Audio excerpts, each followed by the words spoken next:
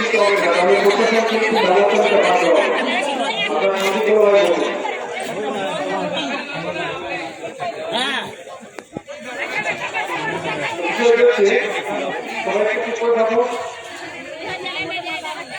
কোন আদিবাসী সম্প্রদায় এসসি অথবা এসটি তাদেরকে যদি অন্য কোন সম্প্রদায়ের ব্যক্তি পথে ঘাটে রাস্তাঘাটে কাজের জায়গায় যদি তার রাজপথ তুলে যদি কোন রকম অসম্মান করে মারধর করে তাহলে কিন্তু সেই অপরাধীর বিরুদ্ধে এসসি অ্যাক্ট লাগু হয়।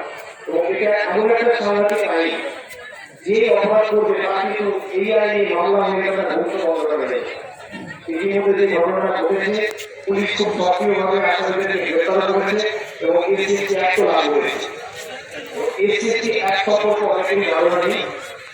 যে অপরাধীরা আছে যদি গ্রেপ্তার হয়ে যায় তারা 90 দিন জামিন পাবে এবং এই কেসে একজন ডিএসপি লেভেলের একজন অফিসার ইনভেস্টিগেশন অফিসারের দায়িত্ব পালন করে।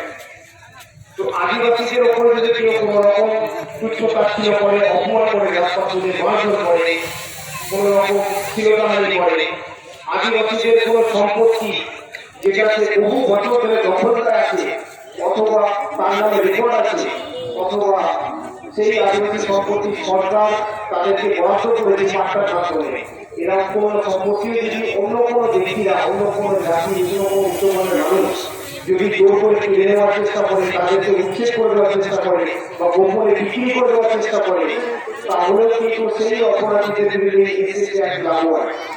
এই এসএসসি আইনে যদি একবার মামলা হয়ে যায় তাহলে তার খুব সাংঘাতিক অবস্থা করতে হবে। তাকে জেল থাকতে হবে, আপনি আপনার অধিকার ফেরত পাবেন এবং আপনার একটা বিরাট অঙ্কের টাকা সরকারের কাছে ক্ষতিপূরণ ব্যবস্থা হবে। এবং 2018 সালে এই আইনটাকে সংশোধন করা হয়েছে এবং সেখানে একটা নতুন প্রভিশন অ্যাড করা হয়েছে।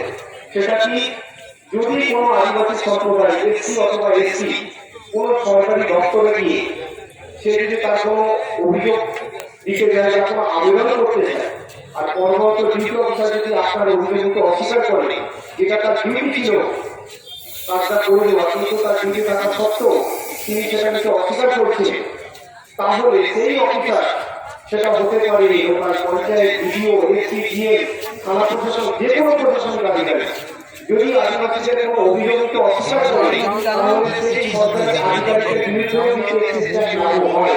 যেটা section 4 of SSC act amendment act 2018 2018 সালে সংশোধিত হয়েছে এবং ধারাটা যুক্ত হয়েছে। সেই অফিসার যদি আপনার অভিযোগকে অস্বীকার করে তার বিরুদ্ধে নেগলিজেন্স অফ ডিউটি, তার বিরুদ্ধে ব্যবস্থা হবে। এবং অনেক ক্ষেত্রে দেখা গেছে যে আপনারা কোনো প্রশাসনিক দপ্তরে যাচ্ছে কোনো অভিযোগ নিয়ে, কোনো আবেদন নিয়ে, সেক্ষেত্রে এটা সবার ক্ষেত্রে হয় না, অনেক পরিবর্তন হয়েছে। কিন্তু কিছু কিছু ক্ষেত্রে দেখা গেছে কি বর্তমানে অফিসার কিছু নিম্ন মানসিকতা মানুষ আদিবাসীদের দিকে তাকে কিছু তাচ্ছিল্য করে তাকে ঘন্টার পর ঘন্টা করতে যেতে পারে অফিসে পারে, যখন সময় বেড়ে গেলে তাকে গুরুত্ব দেয়। যখন সে অভিযোগটা করে তাকে শুনে তার হয়তো কমপ্লেনটা রিসিভও করলো না, তাকে গাড়ি পাঠিয়ে ঠিক আছে আমরা দেখে নেব।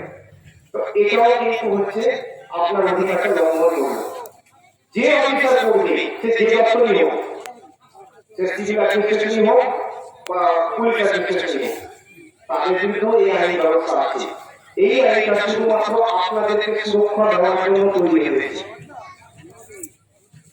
তো আপনারা যদি অধিকারগুলো জানতে পারেন তাহলে দেখবেন অনেকেই আর এইরকম নোংরামি কাজটা করতে ঘটনাটা শুনলাম যে যুবক নিয়ে মারধর করা আছে, এটা খুব নিন্দনীয় ঘটনা।